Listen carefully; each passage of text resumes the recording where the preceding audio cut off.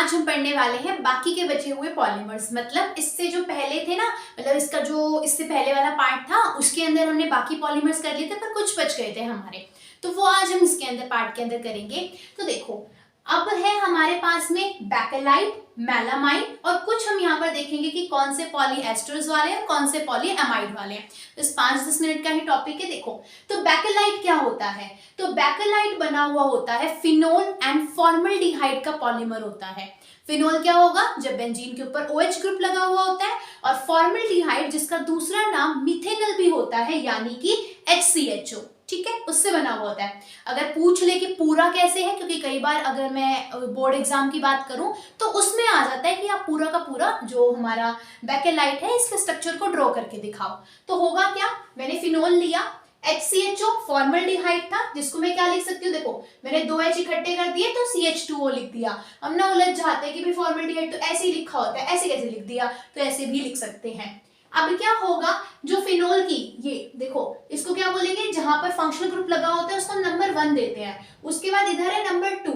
तो जब second position यानी जिसको हम ऑर्थो पोजीशन भी बोलते हैं, वहां से एक हाइड्रोजन रिमूव होगा और वो हाइड्रोजन कहाँ आके अटैच हो जाएगा? इस CH2O है ना, इसके साथ एक और H आकर अटैच हो जाएगा। कब होगा? देखो, यहां पर अगर मैं बात करूं, इसका स्ट्रक्चर ड्रॉ करके बता देती हूं। देखो, वैसे तो क्या होगा हमारे पास में इस वाले स्ट्रक्चर के अंदर? H, C double bond O और H, ऐसे कुछ प्रेजेंट होगा ना। असल में क्या होगा, यहाँ से ऑक्सीजन वाला बॉन्ड टूट जाएगा ताकि एक तो वैलेंसी यहाँ पे क्रिएट हो जाए और एक इस ऑक्सीजन के साथ में। अब क्या होगा, जो यहाँ से ऑर्थो पोजीशन पे दिखाई नहीं दे रहा, बट क्या होता है, हम लगाते हैं ना, इसका मतलब होता है कि सारी जगह पे एक एक H है, तो वो H रिमूव होगा और वो H आकर अटैच हो जाएगा किसके साथ में? इस O के साथ में। और जो ये कार्बन वाली जगह खाली रह गई वो यहाँ पर आकर अटैच हो जाएगा, यानी कि CH2OH हमारा बन जाएगा।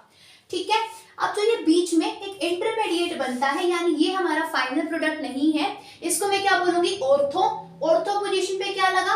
अल्कोहल की वजह से आया हाइड्रोक्सी वर्ड, एक कार्बन था तो मैंने मिथाइल लगाया और बाकी पूरा स्ट्रक्चर क्या था? फिनोल था। तो ऑर्थो हाइड्रोक्सी मिथाइल फिनोल एक इंटरमीडिएट बनेगा। अब इंटरमीडिएट है यानी जो रिएक्शन के बीच में बनता है, तो ज्यादा देर नहीं रहेगा। अब क्या होगा, यहाँ पर जो इसकी ये वाली ऑर्थो पोजीशन है और इधर वाली पोजीशन को भी तो ऑर्थो बोलते हैं ना, जो सेकेंड वाली और फिफ्थ वाली पोजीशन होती है उसको ऑर्थो बोलते हैं। तो यहाँ से एक हाइड्रोजन रिमूव होगा। ओके, यहाँ से एक हाइड्रोजन रिमूव होगा, कौन से वाली पोजीशन से? इस वाली पोजीशन से, इस वाली पोजीशन से, और यहाँ से OH वाटर निकल जाएगा। अब एक वैलेंसी यहाँ पे क्रिएट हुई और एक जगह यहाँ पे क्रिएट हुई, तो दो जगह से बॉन्डिंग के रास्ते खुल गए, एक यहाँ से और एक यहाँ से। अब ऐसे बहुत सारे जुड़ते चले जाएंगे और हमारा क्या बन जाएगा? पॉलीमर। ठीक है, जैसे ही इस इंटरमीडिएट में से वाटर मॉलिक्यूल निकला, तो जो आपका कंपाउंड बनेगा वो कहलाएगा नोवल एग। क्या कहलाएगा? Novel egg. ये भी स्टेबल नहीं है, मतलब स्टेबल तो है बट इसकी हम आगे रिएक्शन कराएंगे और फॉर्मल्डिहाइड मॉलिक्यूल के साथ में। तो अब क्या होगा, देखो, अब तक मैं ऑर्थो पोजीशन पे बॉन्डिंग करा रही थी, अब एक ऐसा और नोवल एग आएगा और जो इसकी ये वाली पोजीशन होगी नीचे वाली, यानी 6th वाली पोजीशन, जिसको मैं पैरा पोजीशन बोलूंगी, यहाँ पर उल्टा होकर अटैच हो जाएगा एक और, यानी OH नीचे है।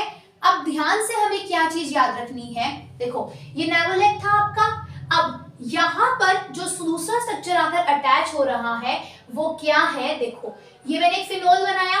फर्स्ट वाले केस के अंदर अगर आप देखोगे तो यहाँ पर इस अल्कोहल के साइड वाली पोजीशन पे CH2 लगा हुआ था, बट यहाँ पर अल्कोहल पे नहीं, जो नीचे 6th वाली पोजीशन है उसके साइड में CH2 लगा हुआ है, और एक उसके सामने वाली जगह यहाँ से क्या होने वाली है? फ्री होने वाली है। तो ये इस तरीके से यहाँ पे आके अटैच होगा और ये बैकेलाइट बना देगा। अब क्या होती है, यहाँ पे कंफ्यूजन होती है कि हमें तो ज्वाइन तो एक और इसके जैसा करना चाहिए था, बिल्कुल इसके साथ में ही आके लगना चाहिए था। यहाँ पे क्या होता है, एक और फिनोल का मॉलिक्यूल लेते हैं हम, वो फिर एक एल्डिहाइड के साथ में रिएक्ट करता है, बट वहां पर जैसे ऑर्थो पर करा था, यहाँ पे ऑर्थो पर नहीं, मेटा वाली पोजीशन पे आके अटैच होता है, तो एक लंबा चक्कर पड़ जाता है जिसको हम नहीं नोट यहाँ पे लिख के नहीं दिखाते हैं। तो हम डायरेक्टली याद कर लेंगे कि ये आपका बिल्कुल एज इट इज आया।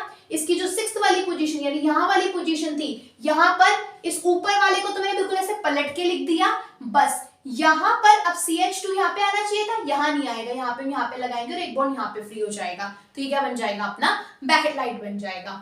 ठीक है, अब देखो, फिनोल और फॉर्मल्डिहाइड से बना हुआ है।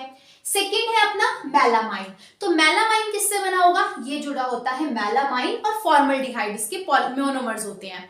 देखो मेलामाइन में ना 3 नाइट्रोजन रिंग लग के, मतलब 3 नाइट्रोजन रिंग नहीं, 3 नाइट्रोजन के एटम्स होते हैं और एक रिंग बनाते हैं, ठीक है। उसका स्ट्रक्चर मैं भी यहाँ पे नहीं करा रही हूँ क्योंकि इतना ज्यादा नहीं पूछा जाता वो, बस इतना हम याद कर लेंगे कि मेलामाइन का जो भी आपका अगर ऑप्शन में आ जाए सपोज, ठीक है, तो हम कैसे देखेंगे भाई, जिस भी आपको 4 ऑप्शन अगर दे रखे हैं तो जिस भी रिंग के अंदर आपको 3 नाइट्रोजन दिखाई दे रहे हैं यानी वो मेलामाइन से रिलेटेड होगा, तो हम इसको ऐसे टिक कर सकते हैं, ठीक है।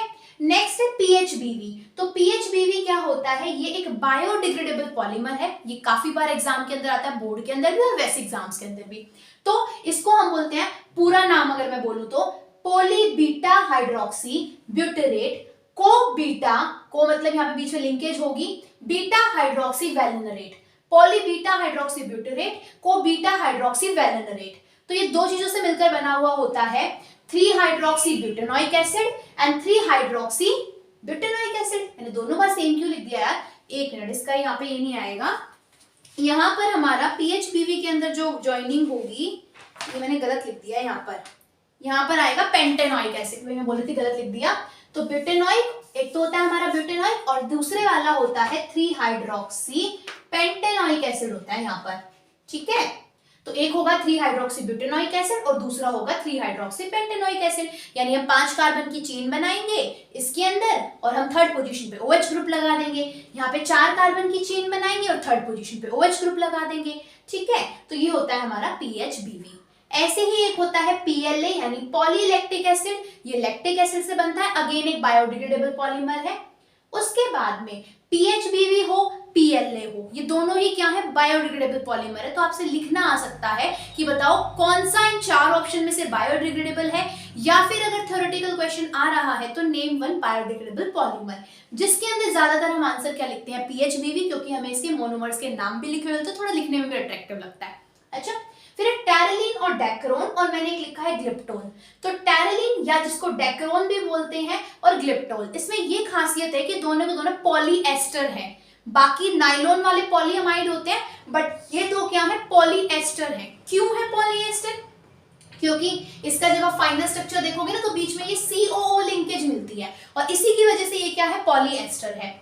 तो देखो, हम टेरेलिन या डेक्रोन के अंदर इथाइलिन ग्लाइकोल और टर्पथैलिक एसिड लेते हैं। देखो, अगर टेरेलिन है तो इथाइलिन ग्लाइकोल होगा और टर्पथैलिक एसिड होगा, पर ग्लिप्टोल है तो इथाइलिन ग्लाइकोल साथ में थैलिक एसिड होगा, ये डिफरेंस हो जाता है, इसीलिए मैंने दोनों इकट्ठे लिखे, डेक्रोन में टर्पथैलिक, ग्लिप्टोल में थैलिक एसिड। अब इथाइलिन ग्लाइकोल कैसे याद करा था, वही ग्लाइकोल हम उनको बोलते हैं जब 2 OH ग्रुप प्रेजेंट हो और 2 ही कार्बन हो। तो 2 कार्बन थे, दोनों साइड पे OH लगा दिया। अब मैंने लिया टर्पथैलिक एसिड, देखो दोनों में डिफरेंस क्या है, बेंजीन रिंग लेंगे, अगर फर्स्ट और 6th पोजीशन के ऊपर COOH ग्रुप लगे हुए हैं तो वो है टर्पथैलिक एसिड, पर फर्स्ट और 6th पे नहीं हमारे पास में, यानी देखो ये कुछ ऐसी सी रिंग थी और मैंने एक COH ऊपर लगा दिया और एक नीचे लगा दिया, तो ये बन गया टर्पथैलिक एसिड। पर अगर वो थैलिक एसिड है तो उसके अंदर क्या होगा, ऐसे ऊपर और नीचे नहीं, ये जो साइड वाले 2 दिख रहे हैं ना हमें, इनके ऊपर COH ग्रुप लगा हुआ होता है, ये डिफरेंस होता है दोनों के स्ट्रक्चर के अंदर। तो टर्पथैलिक एसिड, ये हो गया थैलिक एसिड। अब होगा क्या, यहां से तो जाएगा आपका टर्पथैलिक एसिड से OH, और जो इथाइलिन ग्लाइकोल है यहां से क्या जाएगा, H, वाटर निकल गया। तो ये किसमें कन्वर्ट हो जाएगा आपका, देखो यहाँ पे भी क्या होगा, इसका तो H जाएगा और आगे जो COH दूसरी वाली साइड से अटैच होगा उसका OH जाएगा, तो क्या बच जाएगा, ओनली O, CH2, यहाँ पे क्या हुआ था, COO बचा ना, CO इसका और O उसका, तो COO और फिर आगे चेन ऐसे चलती चली गई। तो जिस भी के अंदर भी आपको CO लिंकेज देखने को मिले तो उसको हम क्या बोल देते हैं कि पॉलीएस्टर्स होते हैं। ऐसे ही ग्लिप्टोल के अंदर भी होता है हमारा, ठीक है। फिर है पॉलीअमाइड्स।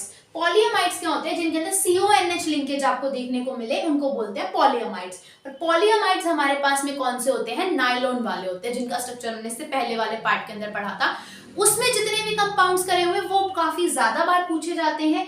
इनमें से क्वेश्चन एक तो बेकेलाइट के ऊपर आता है और एक ये आता है कि कौन पॉलीएस्टर है कौन पॉलीअमाइड है, या फिर बायोडिग्रेडेबल पॉलीमर से आता है।